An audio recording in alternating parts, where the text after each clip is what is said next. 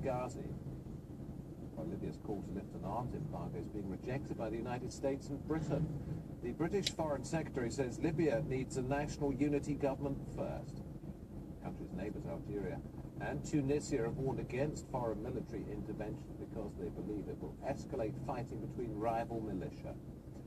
A leaked telephone conversation appears to suggest that a senior official in the office of the Egyptian president was trying to intervene in Libyan affairs more than a year ago.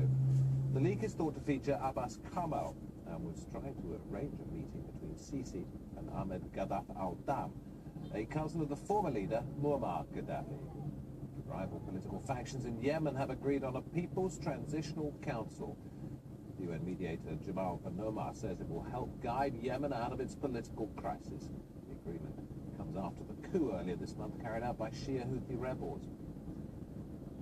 US military pictures said to show coalition airstrikes on areas controlled by ISIL fighters in Iraq, as a CENTCOM official says 25,000 Iraqi and Kurdish troops are being prepared to recapture the city of Mosul in April or May.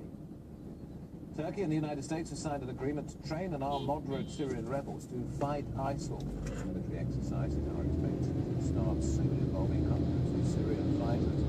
The US says the goal is to go after members of ISIL. Eurozone finance ministers are meeting in Brussels for what it describes as crunch talks on the loan repayments of Greece. The UN austerity Greek government's appealed for a 6-month extension to its $200 billion plus bailout. He's refusing. A major critic of Venezuela's president has been arrested and accused of being involved in a coup attempt. Caracas, Antonio Ledesma. News hour about 30 minutes. That's on the system here on Al Jazeera.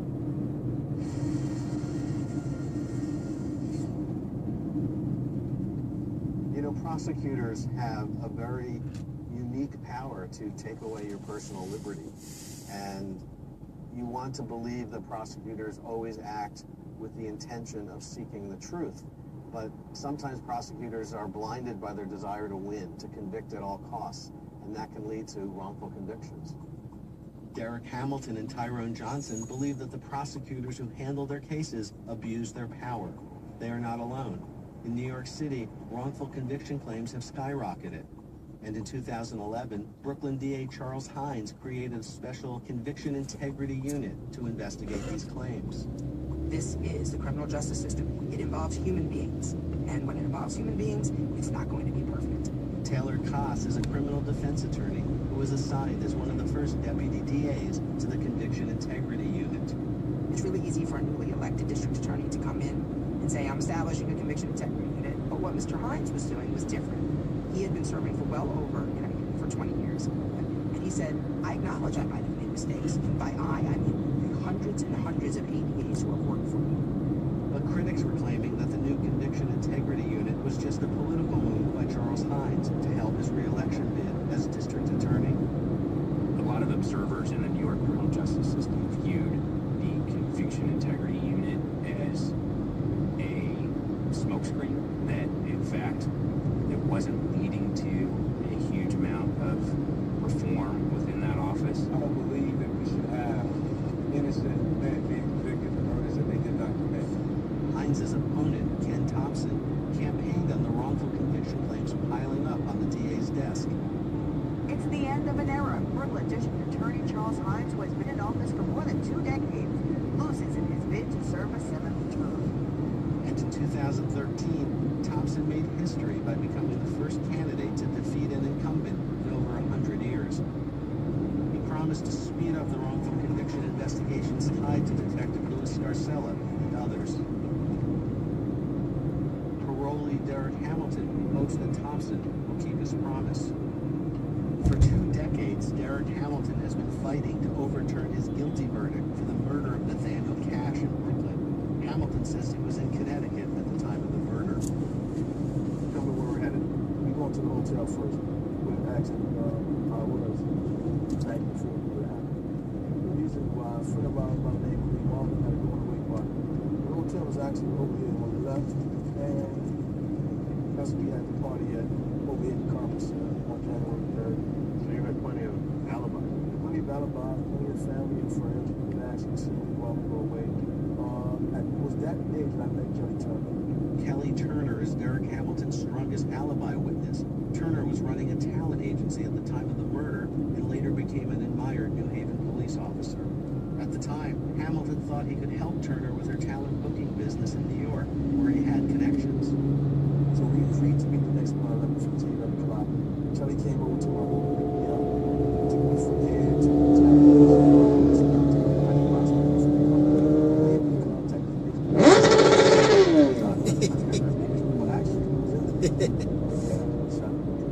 But some question Hamilton's story. There are some people who believe that the alibi is pumped up. They believe that there are inconsistent alibis, that the alibi witnesses are people who know him and are biased toward him. I don't believe there is anything inconsistent about the alibi witnesses that Derek has put forward. Jonathan Edelstein is Derek Hamilton's post-conviction attorney. I took a look at his file, and I was convinced of two things. First of all, that he was innocent, and second of all, that the way the courts had treated him made me sick in terms of them not even being willing to hear his witnesses. And I decided I was going to try and get some help from Mr. Hamilton. A lot of people just can't wrap their heads around prosecutors withholding evidence or doing things that are not by the book. And for the most part, I think prosecutors, of course, care very much about the integrity of their jobs. But we've seen enough examples where some prosecutors don't play by the rules. But because of prosecutorial immunity, which is the doctrine that prevails in this country, prosecutors aren't held accountable. The theory behind immunizing prosecutors from being sued is we don't want to chill a prosecutor's strong, courageous efforts to prosecute bad people. So absolutely immune from civil litigation. Some prosecutors have been disciplined for their misconduct, but it happens infrequently. In Tyrone Johnson's case, prosecutor Claude Stewart had committed a serious violation by not telling the court he knew where a key witness was, and Johnson was convicted for the murder of Leroy Vann. Shanice Knight, she told police that she saw the killers and that Tyrone Johnson's photo did not match any of them. Tyrone's family hires a private investigator who, before he's even sentenced, goes and finds Shanice Knight. Gentlemen, that's She also says that Claude Stewart himself had come to her job 4 days before he said in court that he had no idea where she was. The detective came to my job. What did they say? They stated that if I was lying, that was hard to read 5 years. They tried to intimidate me. Which basically means, if that's true, Stewart was flat out lying. And Knight also says that she can discredit the key testimony from the prosecution's alleged eyewitness, her nephew Henry Hanley. Knight said Hanley was in her basement, asleep with her. They find that 5 years before, he did something very similar in a different case. It didn't seem to have any impact. So that by the time Tyrone gets charged, he's working some of the biggest cases in the office. But in Tyrone Johnson's case, prosecutor Stewart's boss, the Queens District Attorney Richard Brown, stepped in. So the Queens District Attorney agrees to vacate the conviction, which is an extraordinary measure. Stewart ends up being forced to resign. They refer him to a disciplinary panel. Claude Stewart was the only prosecutor, New York City prosecutor, in the last 10 years to be disciplined for misconduct. So this really is historic. And even though he ends up losing his license, it really does demonstrate how lax the oversight system is for prosecutors as well. Despite a top prosecutor being removed and reprimanded for misconduct in Tyrone Johnson's case, it still didn't mean Johnson was going free. Richard Brown decided there was still enough evidence against Johnson, so he decided to retry him. We tried to talk with the Queens DA's office about the case, but they declined. We're gonna retry. So now I'm like, okay, you're gonna retry me. So I'm wondering how are you gonna retry me without Henry Hanley? Tyrone Johnson awaits a second trial for a murder he says he did not commit. After prosecutor Claude Stewart was forced to resign over Miss Shanice Knight's testimony, the stenographer misreads it, saying Knight had amnesia, not insomnia, as she had originally testified. She misread the readback. So my lawyer objected to it, and the court said that we're corrected. And the next note that came back was, we have the verdict.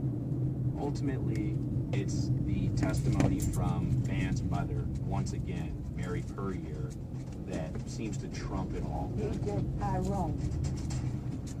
Johnson was found guilty for a second time and sentenced to 20 years to life, but the case wasn't dead yet. The former law clerk for Judge Rios, Judith Memblatt, came forward with a shocking accusation. Memblatt said she overheard a secret conversation where Judge Rios coached Prosecutor Reebstein on how to handle problematic testimony from Henry Hanley. In coaching the prosecutor before the second trial, he destroyed any chance that Mr. Johnson had for a fair trial. Johnson's lawyers moved for yet another trial. At a hearing, Rios admitted to speaking to Reebstein, but claimed he couldn't remember the details. Judge Rios admitted having conversations with the DA's office, but denied discussing details of the Tyrone Johnson case. You acknowledge that those conversations took place? Despite the mounting controversy around the case, the verdict was upheld, and Tyrone began his 20-to-life prison sentence. I did everything an innocent man could possibly do. And, you know, things just don't happen. Like, Judith Memblatt's not a liar. Ford Stewart didn't get fired for no reason. Eugene Reebstein didn't have that meeting with Justice Rios for no reason. Justice Rios didn't get disciplined for no reason. I wouldn't be sitting here with you if I did it. Why does it stick out? Because it doesn't fit, because I'm the wrong person. Like Tyrone Johnson, Derek Hamilton was sitting in prison at his wit's end, claiming he too was the wrong man. Finally, in 2011, he caught a break. After trying to get his story out for nearly 2 decades, an article in the New York